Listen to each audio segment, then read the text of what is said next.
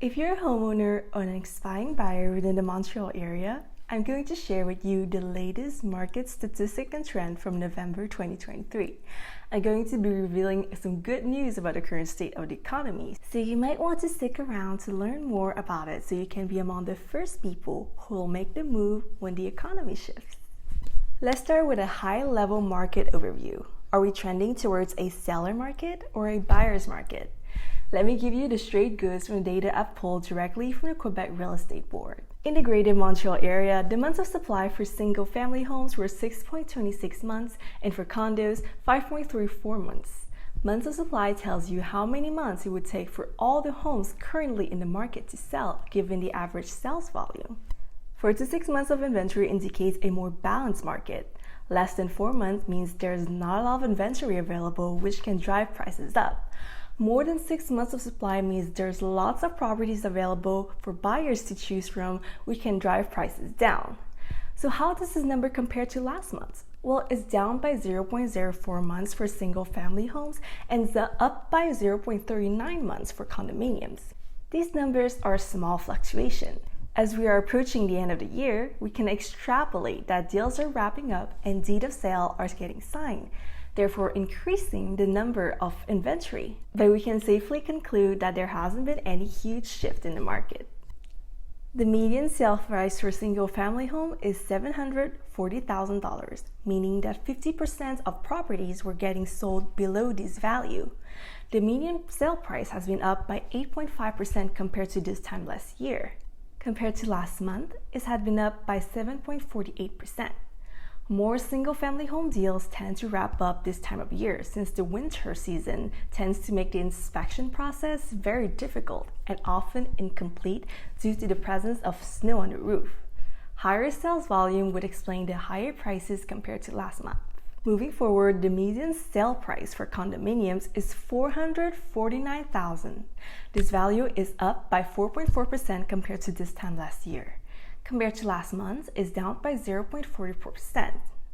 If you notice, single-family homes has doubled in appreciation compared to condominiums within a year.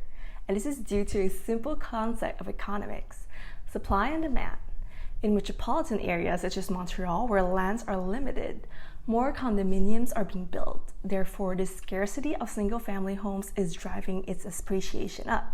Moving along, the average close to asking price ratio in November is 97% for single-family homes and 98% for condominiums, meaning that properties were getting sold for 2 or 3% below their list price. These ratios have been stable since this time last year, averaging a 1 to 2% fluctuation during some months, which doesn't surprise me since we are stabilizing towards a buyer's market, so houses tend to be sold below asking with little to no bidding wars. Now you might be wondering, how much time does it take for a property to sell? Well, in the Greater Montreal area, the average selling time for single-family homes is 62 days. It has been up by 5 days compared to this time last year. Compared to last month, it's been up by 10 days. For condos, the average selling time is 56 days, which is up by 2 days compared to this time last year. Compared to last month, it is up by 4 days. These stats only further show that we are getting deeper in the buyer's market territory, where properties tend to stay on the market for longer, offering bigger inventory for buyers.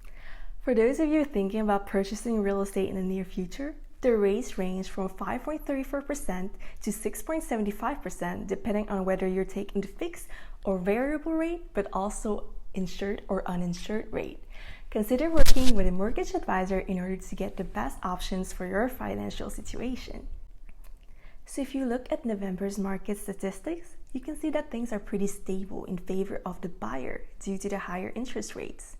But for those of you who are looking for the rates to dip slightly before making a purchase or to get more activity for the sale of your property, I have good news for you. The Bank of Canada has frozen its overnight interest rate at 5% for the last 2 consecutive months. And while consumption has been subdued over the last year with softer demand for housing and many other services, overall, a range of indicators suggest that supply and demand in the economy are now approaching a balance. For example, many new construction developers are expecting to raise their prices by January 2024 due to the stabilizing market. So I suggest to keep an eye out on the next announcement that will be made by the Bank of Canada on Wednesday, December 6th. And for you first home buyers out there, don't forget to look into the new tax-free savings account for first home buyers that came in the beginning of this year. It might be a long way into helping you secure a solid down payment for your first home. So the bottom line is, whether you're buying or selling, your situation is unique and a general market update should be taken with a grain of salt. If you want an accurate market analysis of your home, or you're thinking of buying and want to know where hidden opportunities may lie, you can either request a free no obligation market evaluation or book a call with me to have a no pressure conversation about your options. I'll always just give you the straight goods so that you're informed to make the best decisions that's right for you, based on your personal situation. If that would be helpful, you can click the link with this video and set it up. Otherwise, feel free to check out my other videos and I'll be back next month with an updated report.